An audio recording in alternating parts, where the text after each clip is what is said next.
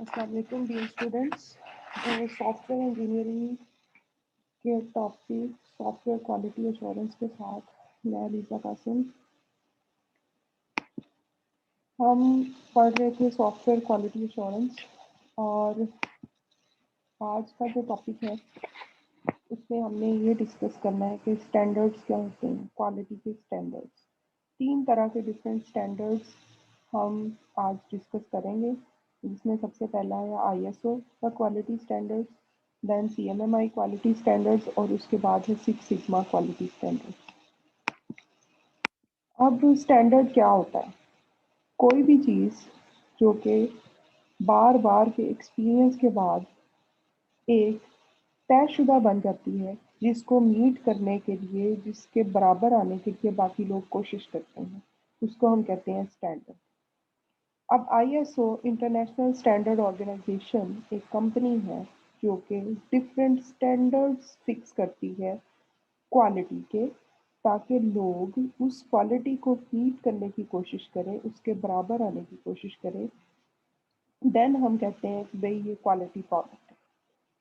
ISO के जो standards हैं, they are not just for the software, they apply ISO की क्वालिटी के हिसाब से स्टैंडर्डाइज्ड नज़र आती है।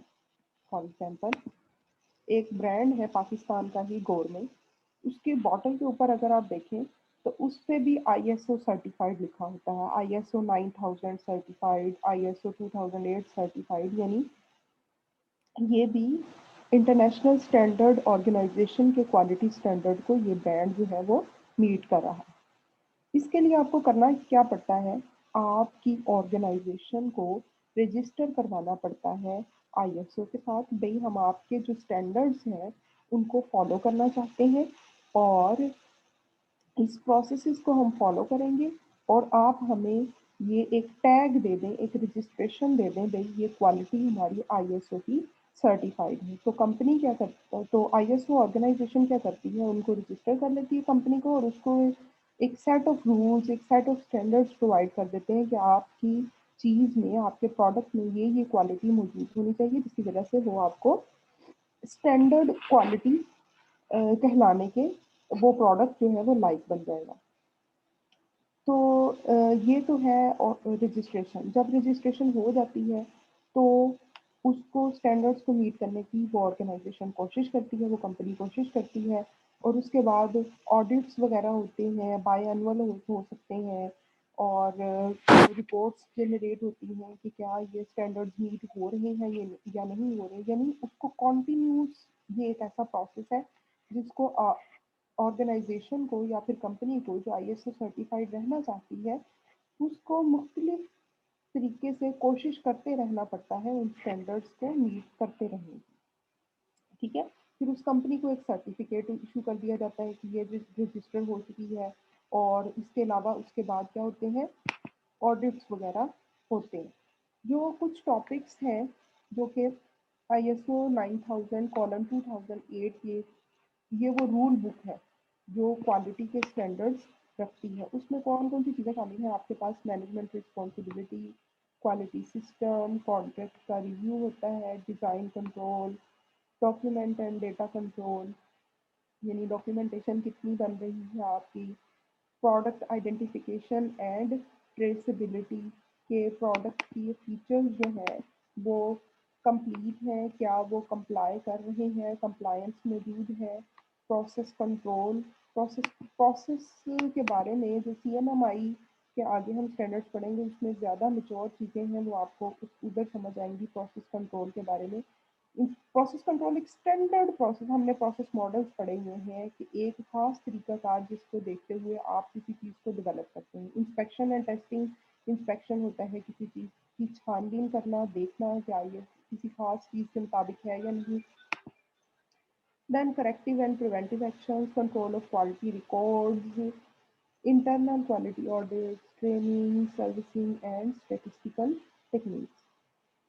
उसके बाद है कि अगर सॉफ्टवेयर ऑर्गेनाइजेशन जो है आईएसओ से रजिस्टर्ड हो जाती है तो वो क्या करती है, उन पॉलिसीज़ को कंप्लाई करने की कोशिश करती है।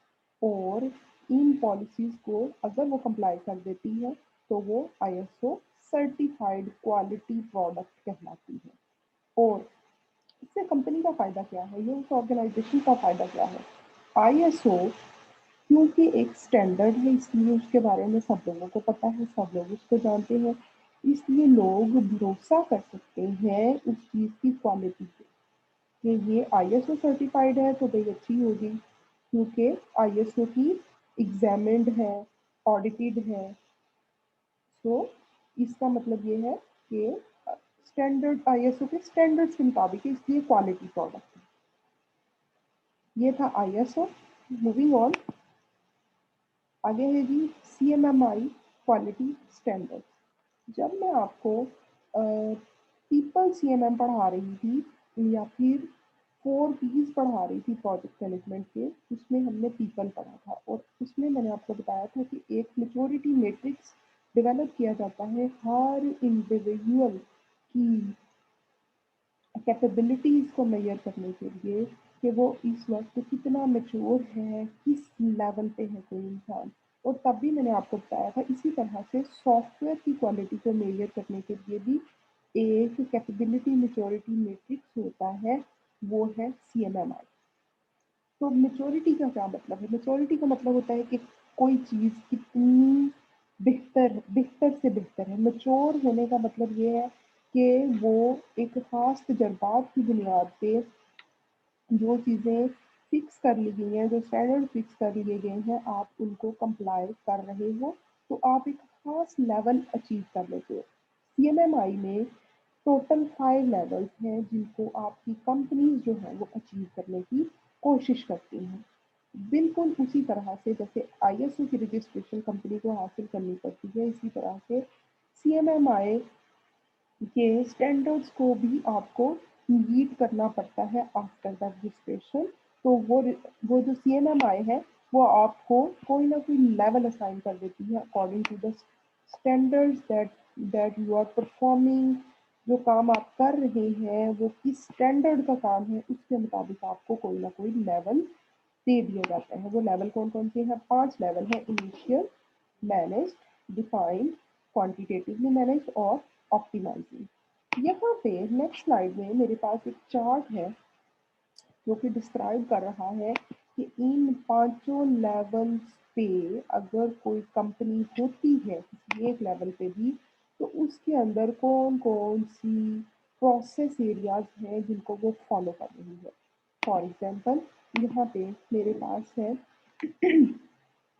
अगर तो कोई कंपनी प्रॉपरली ऑप्टिमाइजिंग है, तो ऑप्टिमाइजिंग यानी कि लेवल 5 पे है, तो वो उस वक्त उसका फोकस है कॉन्टिन्यूस प्रोसेस इम्प्रूवमेंट। यानी ऑल्दो वो लेवल 5 पे है, सबसे ऊंचे लेवल पे मौजूद है इस वक्त, लेकिन फिर भी उसको कॉन्टिन्यूस प्रोसेस इम्प्रूवमेंट की ज़रूरत है। Organisational innovation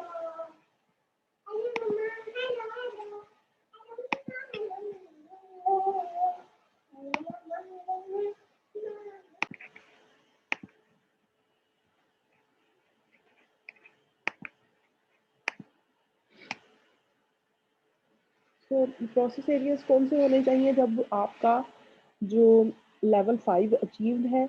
organisational innovation and deployment, causal and resolution, causal analysis and resolution. यानी जो आप काम कर रहे हो उसमें कॉन्टिन्यूस इम्प्रूवमेंट की ज़रूरत पड़ती है। जब आप लेवल 5 पे होते हो तो हाईएस्ट क्वालिटी होती है आपके पास और लोएस्ट रिस्क होता है एज अ रिजल्ट। उसके बाद क्वांटिटेटिवली मैनेज्ड है। अगर लेवल 4 पे है कोई कंपनी तो उसका मतलब है उसका लेवल 5 को अचीव करने की वो कोशिश करेगी। प्रोसेस एरियाज उस वक्त कौन से फॉलो हो रहे हैं? Organisational process performance, quantitative project management हो रही है। हायर क्वालिटी है, लोअर रिस्क है। अगर आप लेवल 3 पे हो तो प्रोसेस स्टैंडर्डाइजेशन हो रही है।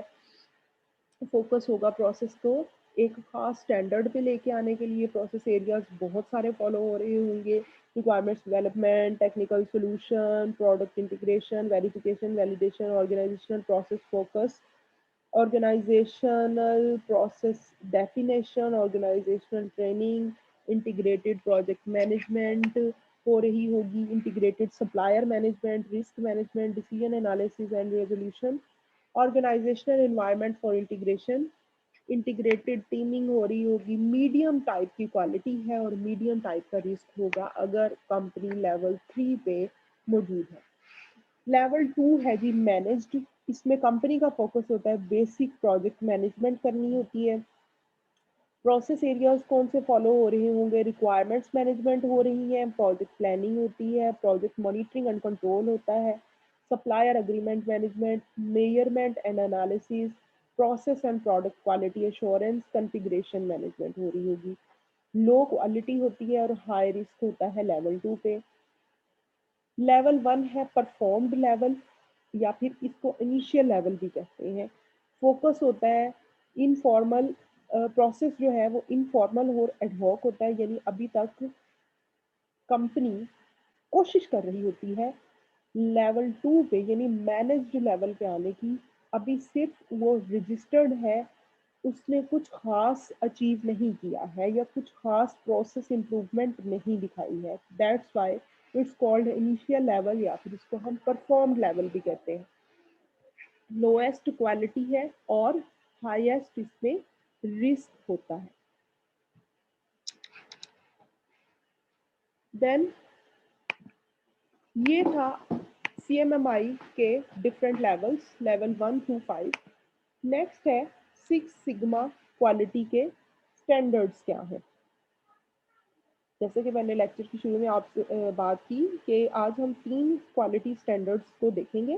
First is ISO, second is six sigma, second is CMMI and the third is six sigma quality standard. Six sigma क्या है?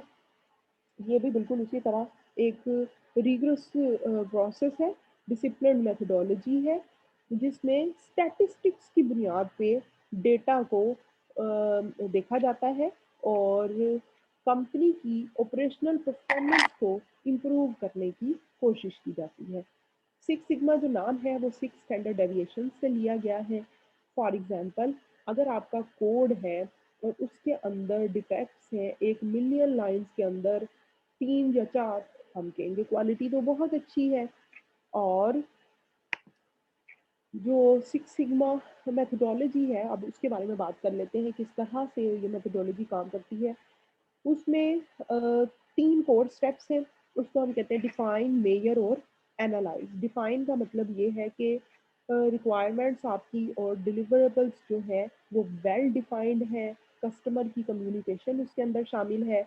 मेजर का मतलब ये है कि एग्जिस्टिंग प्रोसेस की आउटपुट को डिटरमिन करें, उसकी क्वालिटी को मेजर करें, देखें कि क्या हमने जो डिफाइन किया है, हम जो अचीव कर रहे हैं, क्या उसके मुताबिक है या फिर नहीं है।